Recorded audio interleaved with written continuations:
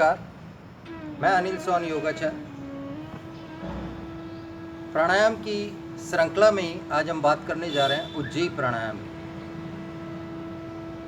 उज्जेयी का अर्थ होता है जीत लेना, टू कॉन्क्योर, किसी चीज को जीत लेना और उसको अपने अधिग्रहण में ले लेना।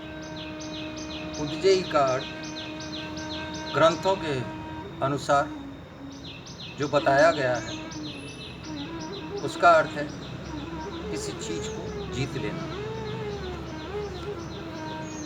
अब आज हम यहाँ चर्चा कर रहे हैं उज्जेयी प्राणायाम की। हठ योग प्रदीपिका में कुछ सूत्र उज्जेयी प्राणायाम के दिए हुए हैं। उन सूत्रों के अनुसार हम यहाँ पर उसका वर्णन करने जा रहे हैं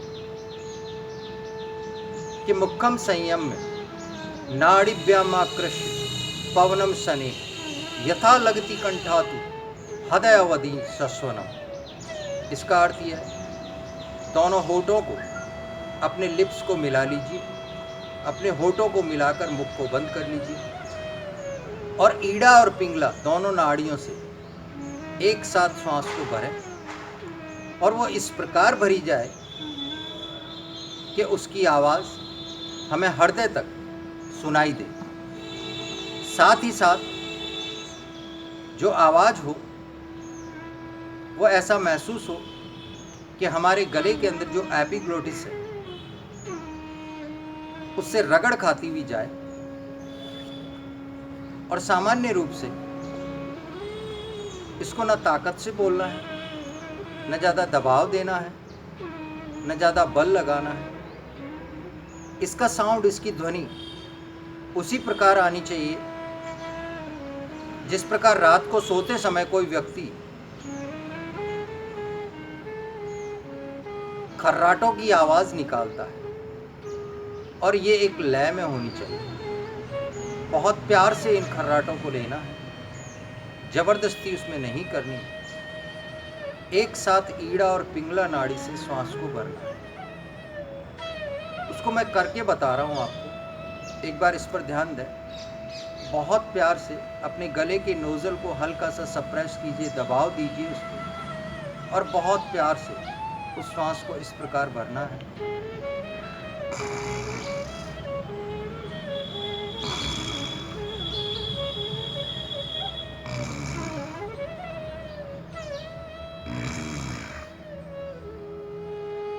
तो ये जो साउंड हमें सुनाई दे रहा है, ये जो ध्वनि सुनाई दे रही है, ये खर्राटे के समान हमें महसूस होनी चाहिए। इसी में अगले सूत्र में बताया गया है कि पूर्ववत्त कुंभयेत्त प्राणम रेचयेत् दिड्या ततः।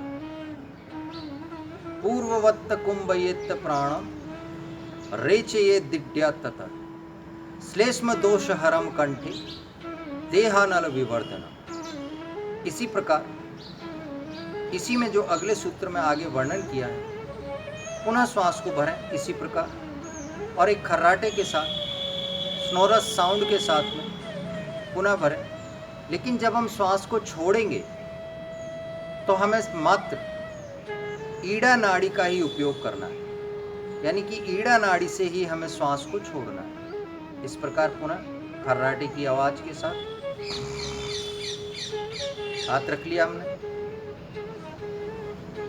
छोड़ दिया। इसी प्रकार पुनः भरा,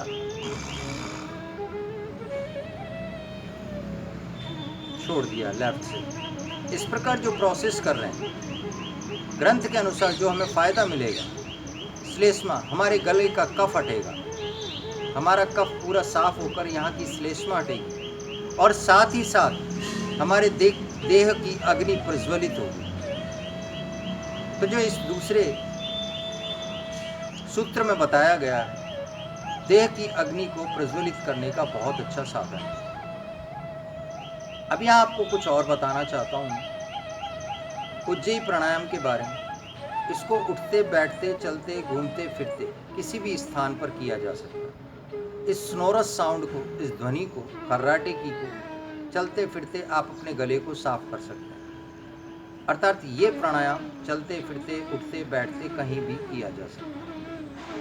इसी के अगले सूत्र में कहा गया है कि नाड़ी जलोदरा धातुगत दोष विनाशनम गच्छता तिष्ठता कार्य मुज्जयाख्यम तु कुंभकम। इस प्रकार इस सूत्र के अंदर ये बताया गया है कि नाड़ियों को बैलेंस करने का कार्य जो करता है वो उज्जयी प्राणायाम है। साथ ही साथ तीनों दोष जो हमारे शरीर के वात पित्त कफ, इन तीनों दोषों को बैलेंस करने का, सम करने का कार्य उज्जयी प्राणायाम के द्वारा होता है। इसी प्रकार इसकी कुछ और प्रोसेस भी बताए गए हैं जिनको हम चाहें तो अलग अलग तरीके से कर सकते हैं। एक और प्रोसेस इसी के अंदर उज्जयी प्राणायाम का बहुत सुंदर सा बताया गया है कि जब हम श्वास को भरें, अपनी जबान को सॉफ्ट पैलेट अपने ऊपर के तालू पर अंदर की ओर खींचकर खेचरी मुद्रा के समान पुनः श्वास भरें और नाक के द्वारा उस श्वास को पुनः छोड़ दें। साउंड वही आना चाहिए, आवाज़ वही आना चाहिए। तो इसी प्रकार जब हम जबान को ऊपर पैलेट्स के ऊपर लगा लेंगे, अपने तालू पर, तलवे पर लगा लेंगे, मुख के तालू पर, और उसके बाद में जब करेंगे तो ये खेचरी मुद्रा के साथ में उज्जयी प्राणायाम होगा। अब उज्जयी प्राणायाम साल में कभी भी किया जा सकता है। आप इसको विशेष रूप से जो कार्य है इसका,